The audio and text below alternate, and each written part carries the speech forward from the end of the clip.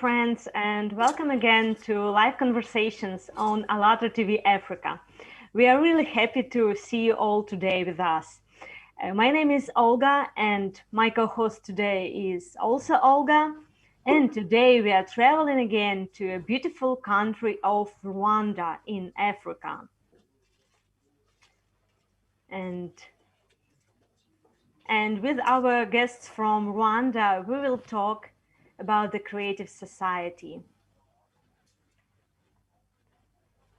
Our conversation takes place within the theory of 6 degrees of connection, where we know that all of us are connected at least, we would like to highlight, at least by 5 or 6 social connections, actually many more. And within this project, we are having today our guests, because we already had one broadcast with Rwanda, and today's guests, they are the friends of that speaker who actually invited them in our today broadcast. So we already can really see that this theory really works. And today also we will talk about creative society, as Olga already mentioned, and also we will talk about role of journalism in the creative society. Last week, we had our grand conference, Creative Society Together We Can, that was organized by the ALLATRA International Public Movement. And today we continue to discuss the points that were raised at that conference, and also we'll be talking to our guests what is creative society for them. And now our technical support will show to us a brief summary of that conference. So for us, for viewers, and for our guests to have an idea what the conference was about.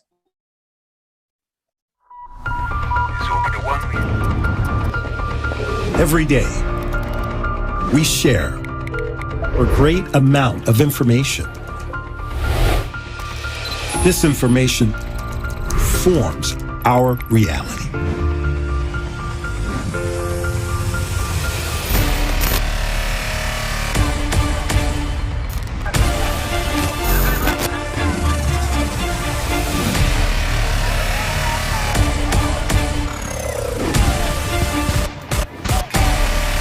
Is this the way we wish to live? We need change. The change starts with us, with the information we share. Consumer society leads us to death.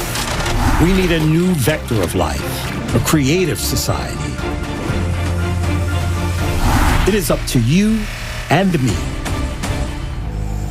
to build a creative society worldwide, where human life is the main value. Development of humanity is the main aim. Human safety is the main priority. Is it possible to build a creative society now? Yes. All we need to do is unite in one common idea, a creative society. People around the world are already acting to share the idea of creative society with the whole world to make it a reality. Learn how on the unique international online conference, Creative Society, United We Can, December 20th, 10 a.m. Eastern Time, live on ALLATRA TV. You are the one who can change the future.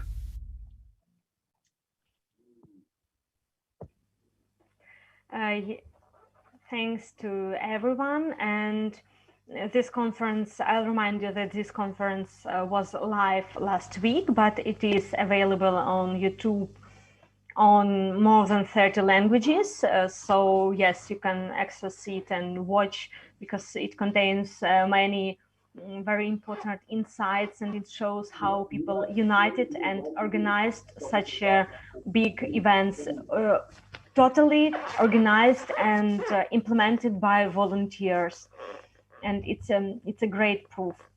But for now, we'll travel back to Rwanda.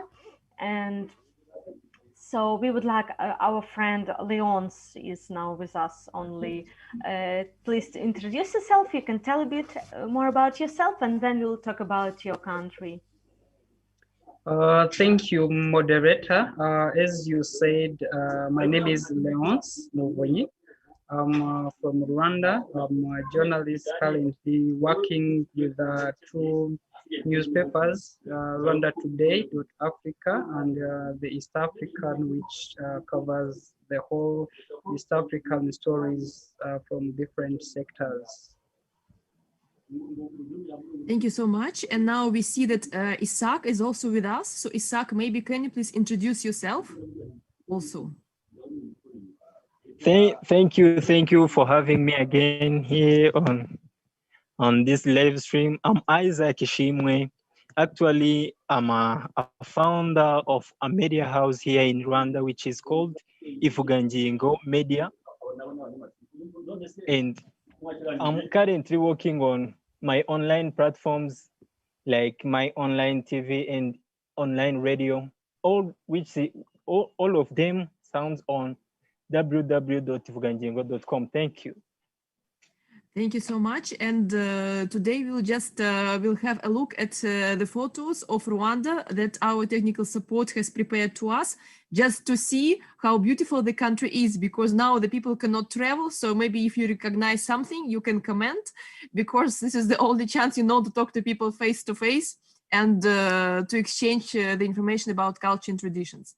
So maybe our technical support can show to us yes, these pictures. So maybe you can comment on them if you recognize a place. Fine. Isaac, I'm really interested in the picture in the bottom central. It looks like a road or a village, but it's in interesting serpentine form. Like, what is it? Maybe you can recognize it and explain. Okay, so here in Rwanda, as we are well known as a country of 1,000 hills, I think you have heard about that. And our country is landlocked, which means that we don't attach to any sea or oceans. So all we have is hills that are well planted, because we are currently fighting against soil erosion and other. So mainly these pictures of from the bottom, the middle in I don't see them. I don't see them well. I think they might zoom them if it is possible. You want to make them bigger? Yeah, if it is possible. So can you please make them bigger? I think it's not possible, but now it's okay. coming. If it is not possible, let's just talk about them. There is no problem. We can just talk about them like how they are. So we have 4 provinces and the city of Kigali. Mm-hmm. So our provinces are mainly rural area that are attached to Lake Kivu. In Lake Kivu have islands. We have islands here in Rwanda that are populated and they attach to Congo, DRC Congo. To mean that Lake Kivu is between Rwanda and DRC. So those pictures are in western province of Rwanda, which have lake. And here in Kigali, we just have rivers and so. Thank you. And Zach, thousands hills, it means like you have, like a lot of mountains, yeah, in the country. This is what you are talking about. Yeah. We have a lot of mountains. Yeah. Our country have a lot of mountains, a lot. So mainly the big mountain here in Rwanda is called the Karisimbi, which is located in North Province, and it is between Rwanda and Uganda. Thank you. Leonce, maybe you would like to say something also about... Yeah, exactly. Actually, as my colleague was saying, the Rwanda is a mountainous country with so many mountains. You can go take like 2 kilometers without go around some mountains. As you may know that Rwanda is still having some of the endangered gorilla mountains, which are in the northern part of the country. We have so many parks. Like now we have 4 parks which house like thousands of varieties of different animals. So I think that's what makes it a beautiful country, as you may think.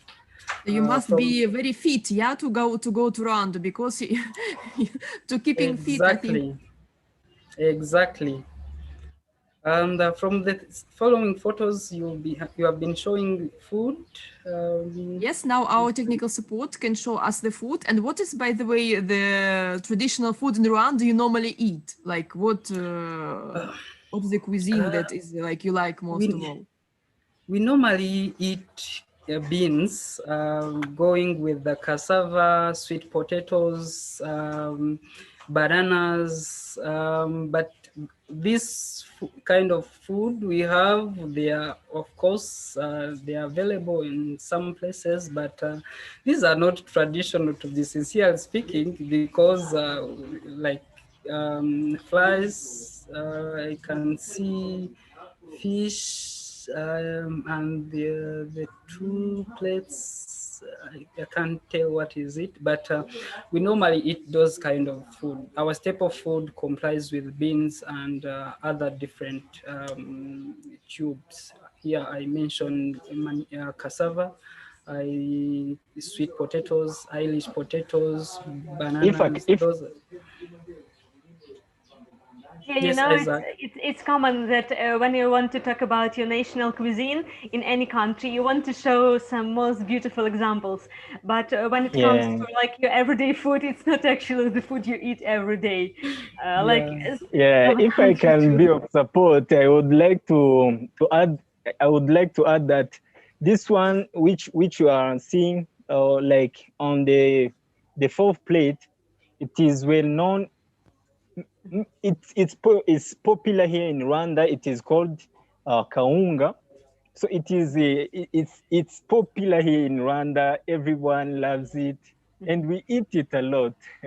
And what is it, kuanga? Is it rice with something, or is it potato with something? What is it? No, it's maize powder, like maize powder. I don't know if I can say like that.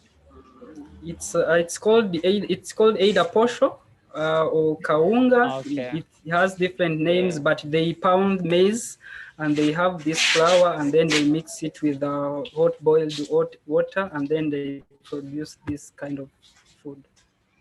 I think it's very healthy. Sure, it is. Yeah, because in order, to go up and down the mountain, you have to, really take healthy food to be able to be fit. Yeah, exactly. Yeah.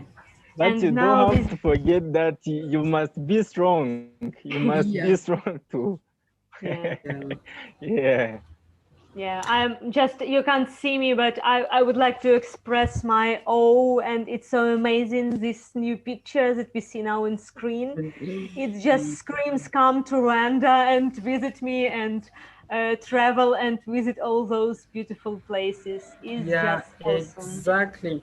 Actually, Rwanda has so many breathtaking places to visit. You guys, you have to come and visit those places, and you may have heard this Visit Rwanda initiative, which is there to to attract or to entice people to come and visit these places. We have, as I said earlier, we have 4 parks like the first one in the corner is, I think it's in Nyungwe, and the following one is Yeah, it's in Nyungwe. It's Nyungwe. yeah, this is Nyungwe, and the second one is Volcano, which is in the northern part of the country. Yeah, it's Volcano. That is where you can Musanze. find the mountain gorillas, yes. And the other pictures, they are in different parts of the country. Yeah. Do you have active volcanoes in Rwanda, or they're like No, dormant? no. They are dormant. They are dormant. They're no longer active. Actually, the one which is still active is in DR Congo, Democratic Republic of Congo, which which borders with Rwanda in eastern part, in western Republic part. of Congo. Yeah. But it Yeah. it can go like 10 years without any activity. We asked this Its because last eruption was in like 2001. So it's been not activity. It has been not active like for 10, 12 or 12 to 15 years. And I can see some lakes. We do have so many lakes in Rwanda, by the way. The biggest one is Lake Kivu, which is in western part of the country, and people normally go there to to chill, to enjoy, because there are beaches there. They can ride boats. There are so many activities that you can do when you are there. Thank you so much. There is those new pictures. I love that one, which shows Inyambo. Inyambo is our cattle, our cultural cattle. Those cows are called Inyambo. They are here in Rwanda. Always seen. They are at the place where the people normally go there to visit them, like, because they are in our culture. I think you hear me. So those people I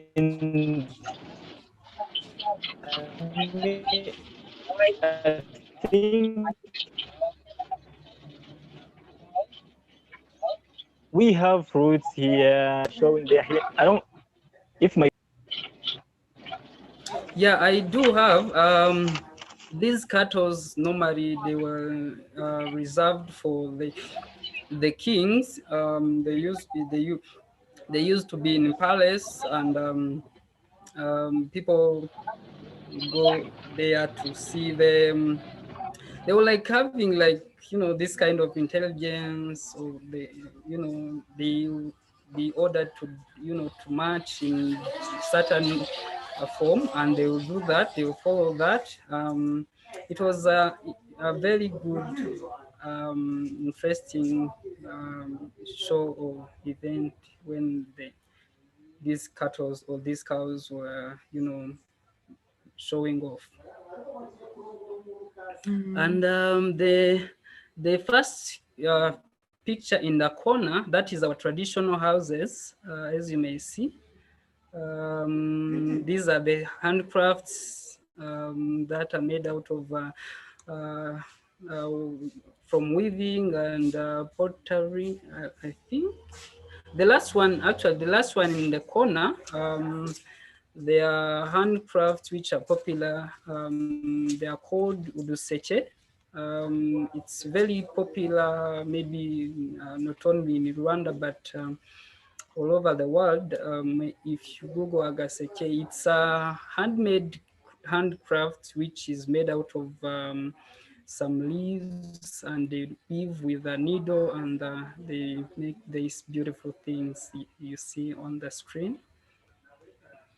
Yeah, thank you. It was really nice to see. And when you turn to different like arts and crafts of every country, you see that they often are really similar, because if you turn to, for example, Ukrainian or Mexican or Indian craft, you'll see some similar symbols, and it's also one of the like directions of our research, of our interest, because even our like movement is called ALLATRA, International Public Movement. It's called after the book ALLATRA, and it has like a lot of information talking about signs and symbols. Even the ALLATRA symbol that you can see as a sign of our movement, it's found in cultures like religions, cultures, and art of very different cultures located in across the world. And it's one of the like nice ways like learning about art and about traditional crafts of any country, like including Rwanda. We can see how all are we united, and the same symbols and the same meanings about human life were like in our craft, like always, and which really is close to the message of the Creative Society project that we want to talk about now. And this project was started by volunteers from around the world, and it's now implemented by volunteers from like 180 plus countries. And the project rests on the 8 foundations, which say about the like some fundamental principles that people previously voiced in different conversations and interviews. Like we've done like thousands of interviews around the world. Some principles which are really important to every person, and if you look at them carefully, you'll see that it is something that will be important for you too. Yeah, and like in the Creative Society, the central place is for a human, like for every human being, and all of the other principles are like rested on the human. Like everything should be done not for some government, not for the economy, not for something else, but for a human. And as we know, our friends in our meeting today are journalists, and we would like to talk about the foundations that is like transparency and openness on information for all. And now I'll ask technical support to put the foundation number 4 on screen. Yeah. It is a transparency and openness of information for all. It says every human has the right to receive reliable information about the movement and distribution of public funds. Each human has access to information about the status of implementation of the society's decisions. The mass media belong exclusively to the society and reflect information truthfully, openly, and honestly. And like this principle implemented, we would have the best journalism in the world, like in every country. And we would like to hear our friends. How do you see it? What changes would it bring when implemented? I don't know who would start. Leon's. All right, thank you very much, Olga. As you mentioned, the Creative Society have these 8 points. After having the first 3, which is, I think, very essential to every individual, every human being, the 4th point comes in the force with having information, because as someone who has been in the information world for like 6 years now, I think information is a key thing to have for anyone to, because information is power, as some people argue, because when you are informed, you are able to take decisions that can, be better or benefit you from one point to another, but also to be able to navigate throughout the dynamism of this world, which is actually changing day in, day out. I think that is very important. And for instance, from my country, there has been so many progress that have been, being made within this context of letting everyone be having access to information. The government has enacted some laws which permit people to, to ask for information from different institutions, being public, being private, which I think it's a very good point. And later on, I have seen another progress that has been made recently. The cabinet has approved a law, or a bill, rather a bill, which talks about the protecting someone's information. Yeah, I think those are some of the key developments that are happening in this course of, having everyone informed, being informed from their respective environment. Thank you. Yeah, thank you. But yeah, just one like maybe interesting, but maybe I'm like not well informed in this question. But as you say, in your country there was recently passed a bill about protecting information. It's like a good news, but there is also a question: wouldn't it be used to protect the information about politicians, about some people in the authority, so that common people cannot know about them because their personal information should be protected?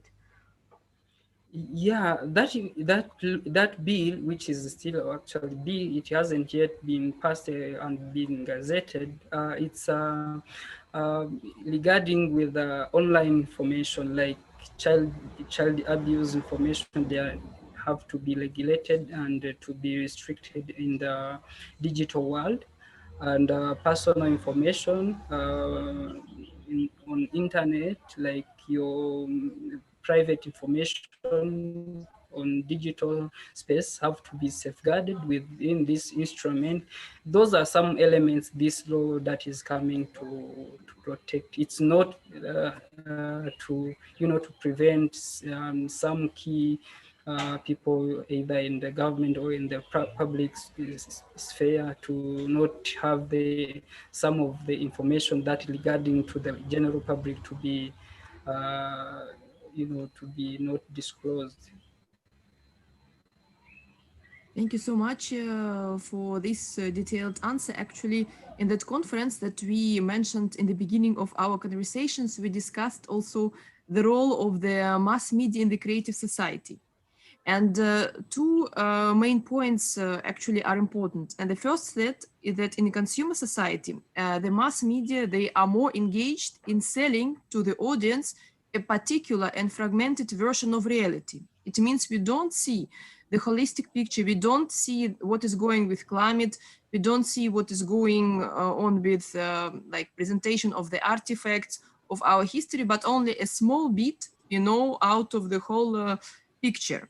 And this is problem number one. And second is that the information is selectively actually released to the public and also withheld to some extent. That's why we talked about journalism of a new format. And before we had a round table dedicated particular to this issue, how journalism can help us to move on with this new trend. Because of course, the responsibility for the quality of the mass media also lie on our shoulders as consumers of information. And as you mentioned in your speech, that information is a power. So certainly we as people who read this information, we also can ask the mass media what to show to us. And what do you think, on your opinion, on your professional background, what journalists can do in their places to help us to move on with this new trend in journalism? Thank you very much for that question. I think that is the fight for everyone, not only in the media, because we know that every media house chooses to work on certain information or to process this information because of certain reason. There's someone somewhere or who wants or who push this information to go out or to be published. I think starting from the ownership and the sponsorship of the media, which is a key point to determine which goes out. It's one thing that we have to look at. And also to the individual level, because when you look at how, for instance, in my country, where there are a wave of journalists being influencers, actually social media influencers, and they are advertising different things, different products. Some of them maybe they are, they are not so good as they are advertised, but because of their influence, they are being pushed out, they are being published. So I think on regard to what the mass media have to do, it's not only the fight for the mass media people, the people in the media industry, but everyone, the consumer, who have to have that understanding that what media say, what the journalists say is not have to be true 100%. Sometimes you have to think twice, maybe before you take it as in our country they say as evangelical, something like that. Before you process that information, you have to think twice. For the media people, you have also to know that you have an obligation for the society that you are working for. You are there as a journalist who, at the end of the month, you are going to be paid for work you have done, but also you have to think that that work that you have done has impacted some people somewhere, either positive or in the negative way.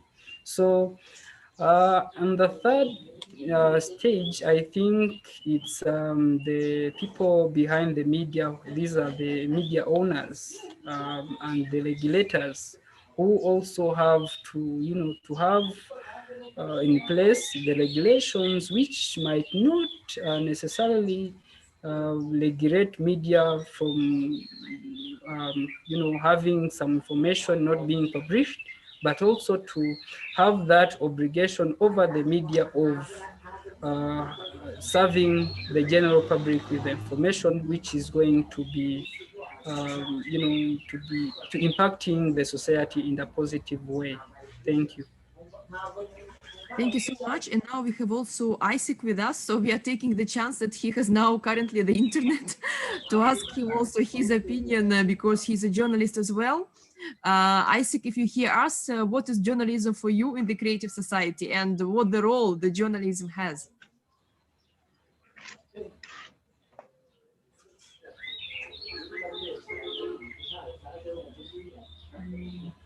Isaac, do you hear us?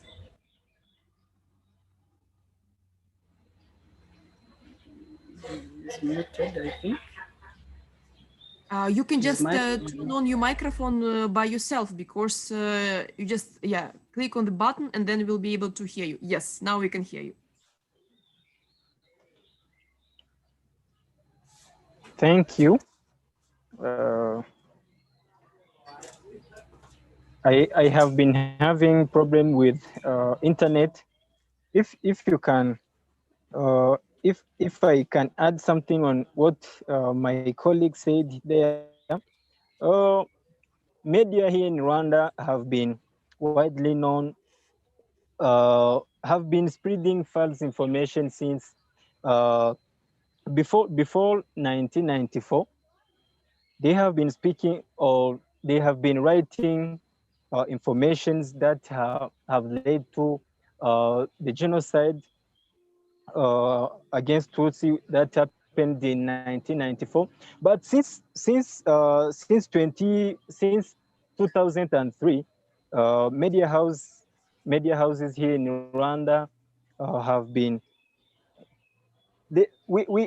I think it's clear now what they are publishing in their newspapers, what they have been talking to people socially. So what I can add on what Tui said it's that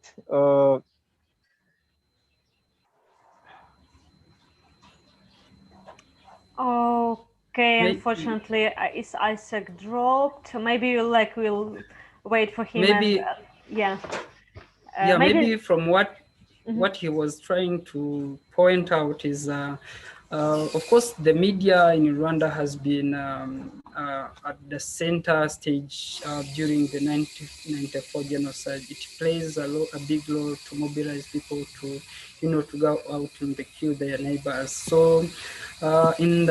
since 2003, the government has established or adopted this law which allow media house to self-regulate and control what they publish. It's a self-regulatory body, which is Rwanda Media Commission.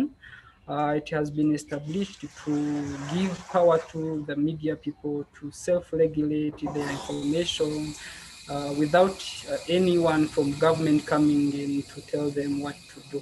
That's one that has been happening. And this organ has really played a big role ever since its establishment, because there are so many complaints that have been taken to court, which is now being handled by this organ. And also, under the mutual agreement without, having the legal battle in the courts. Okay, thank you. And from your words and from what Isaac was saying, I understand that what you've been talking is that negative propaganda, national, caused this national hatred of one ethnic, from some little background that we know, genocide of one ethnic group against the other, and it's at this point it would be really to the point to cite the foundation number 5 about the creative ideology, which is also crucially important for the creative society and for journalism and for people at a whole. I'll ask our technical support to put foundation number 5, the creative ideology. I would like to read it out loud for those who cannot see. And ideology, only the ideology, please. Number 5. Number 5, the creative ideology. Ideology should be aimed at popularizing the best human qualities and at the extinction of everything that is directed against a human.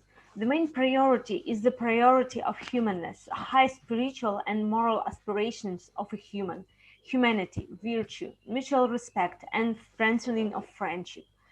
Creating conditions for the development and education of a human with a capital H, cultivating moral values in each person and society, prohibition of propaganda of violence, condemnation and denunciation of any form of division, aggression, and anti-humane manifestations. And yes, it is we think it's a good example. And Leon's, how do you think, when implemented, how could this foundation change journalism, change our life? Thank you very much. From those developments that have been happening from within the country, there was a shift from what the media have been feeding the society, because the society was fragile, because there was transitioning from this whole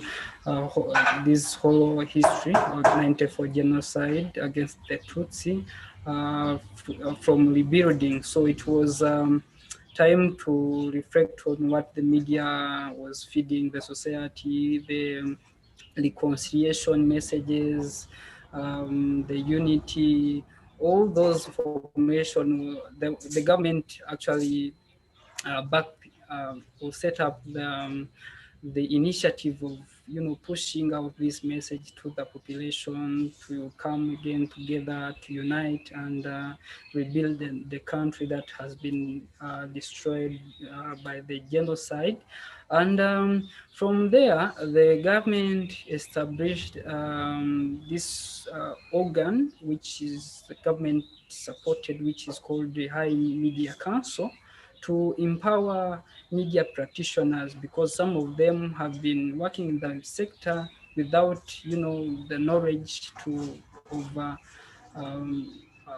a proper journalist that has to, to execute his job. But since then, this organ has been training so many people who have been in the media to know exactly what they have to feed their society in the course of, bringing society together, let them unite and rebuild their nation. So there's so much that has been going on. There are so many changes that have happened ever since. Thank you. So journalism, from your point of view, actually can help us to establish healthy relations in the society, yeah? Yeah, from experience, from what I've seen in my country, it's absolutely true. Yeah, and I would like to point out that the term mass media is like the plural of medium. And like, what is medium? It is something that is between. Like, journalists should serve as a medium between like some information and people. They shouldn't add, they shouldn't distort, they shouldn't like manipulate facts. They should just deliver information to people. But like adding some positive ideas would be like helpful, not only in Rwanda, but also for the unity of people as a whole. Yeah, yeah. Actually, within that medium, we do have, from the media perspective, we have these gatekeepers, which we normally call editors.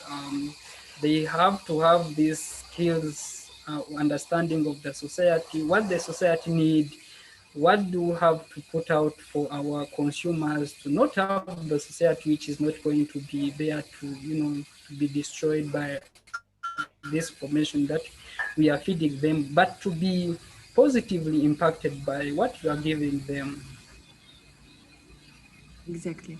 This is actually, that's why the foundation number 4 tell us that the mass media belong to society. So it's not in the hands of any private companies, because private companies have their own interests and we humans have our interests, because we are sick and tired, to read the articles about igniting of conflicts between people, exaggerations of things, as Olga mentioned, misinterpretations of events. And behind this, we always keep repeating, are the real lives of people. And this is what journalism should always bear in mind, that it's not something funny to create a fake news. It's not something funny to ignite a conflict because it serves the interest of someone. Because it's always the real life of people are influenced directly. That is what we always should always keep in mind. Okay, maybe to add something on that, currently in Rwanda, there is a wave of, people from not media background creating YouTube channels. And these people, they are channeling out information, which from my point of view is not so much constructive to the society. Because when you listen to what these people they are saying, it's somehow, it's how can I call it? Denounce content, which is tend to harm the youth. The way they think, and tend to entice them to go into this sexual trafficking and all those kind of things. And what the argument from different players was that this group of people who are calling government to register these channels to be registered, and then to know who are behind them, so that they can be responsible for what they are uh, feeding the society. So, and other people who are saying that, you are tending to infringe on freedom of expression. So there is that conflict which is still going on, but I think at the end of the day, we will have to know the conclusion. Yeah, you know, and also would like to cite the like all the why are we talking about the 8 foundations? Because they are all so interconnected, and you know, talking about only the openness of information without understanding of human safety and human freedom. We cannot talk about, you cannot make all information open without people being like all educated and all taking responsibility for what they're doing. And in the Yeah, foundation about human freedom, there's a very important point that the implementation of human rights and freedoms must not violate the rights and freedoms of other people. And so it's really a huge responsibility even to launch a YouTube channel, because when you're doing it, you should be responsible for the content you make as any journalist. And like some people will protect their freedom of speech, of freedom of expression, but this content may harm other people. Maybe not directly, but indirectly, yes, by causing some yeah, yeah, not sure. humane relationships and some abuse and violence. And this is the point that Exactly. the society should regulate. Not the we are not talking about the government, but about the society as a whole should realize should we help those channels or not, like people themselves. Exactly. It's also important to add that we, as humans, can actually make regulations, and you know, it's us who decide which information to actually to see and to watch, because we are not just biological robots who consume anything that the mass media is selling to us. I mean, uh, that's why we create a demand. So in Yeah, order for us, you know, to move forward with creative society, people themselves should take the active position. And this is what we are doing. This is the purpose of our today's conversation as well, to involve as many people as possible in the constructive and open dialogue. What to do with this mass media and how to take them out of crisis, because in the previous roundtable, the mass media specialist told us, yes, we must admit there is a crisis in journalism, in mass media, because 50% actually more of newspapers go directly to the garbage bin. No one is reading them. I mean, the newspapers. So, and why we have this? Why why we have this negative news all the time? Isn't it something good that is happening around the world? Why we always should be concentrating on negativity? So yeah, that's why if you have maybe friends or maybe I don't know any other colleagues whom you can invite Leons for the upcoming sessions, it would be great, yeah. because the more of us will be, I mean, the easier and faster the transformation to creative society will take place, certainly. Yeah, sure. I will try my best to find like two colleagues who can join us for the conversation. And also very good news, we started translation into Swahili of 8 foundations for the creative society. So maybe if you Oh, feel like joining us and yeah, later on spread the 8 ALLATRA foundations in the Swahili language in your mass media holding, it would be also, I think, very great beginning. yeah. I do. I do actually. I do speak some Swahili because I studied it in the secondary school. Yeah, I will join. I surely join. Yeah. Thank you so much for today. And maybe if you have any questions or comments to us, please let us know. Or maybe you, by the way, you can say something like a short message to the ALLATRA television viewers, like a message from Rwanda. What would you like to say? Like greet. Thank you very much for viewers. From what I we say from Rwanda and from what we have been discussing on today's agenda, you guys don't make a mistake of not coming to Rwanda. Come to Rwanda, visit Rwanda. There are so many things, breathtaking places to visit. There are so many things, food, great people. They are so much friendly. There are so much places, so many things to to see. Come and visit. Thank you.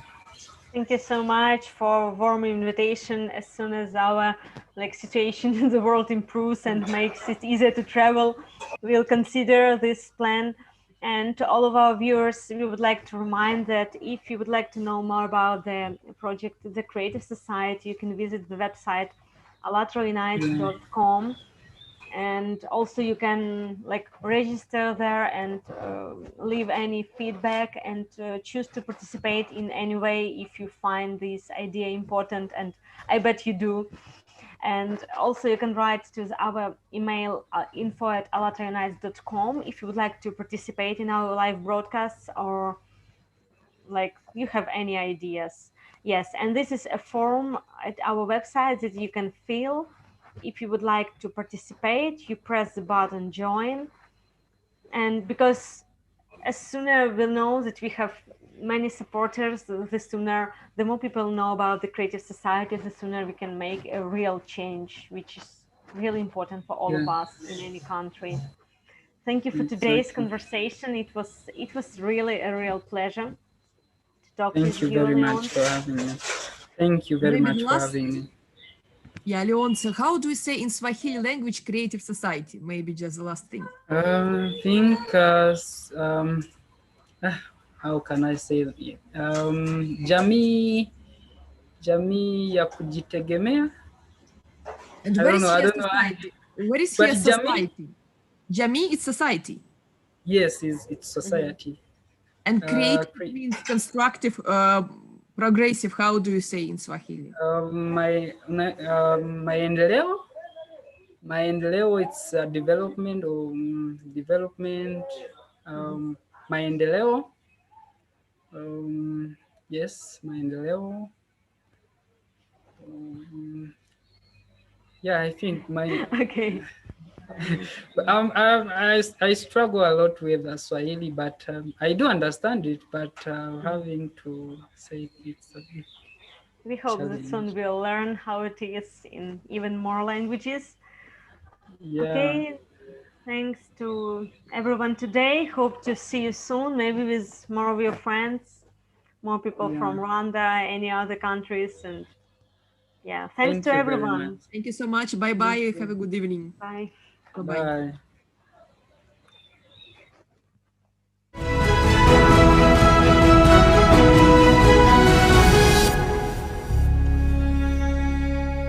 Ага, он пропал.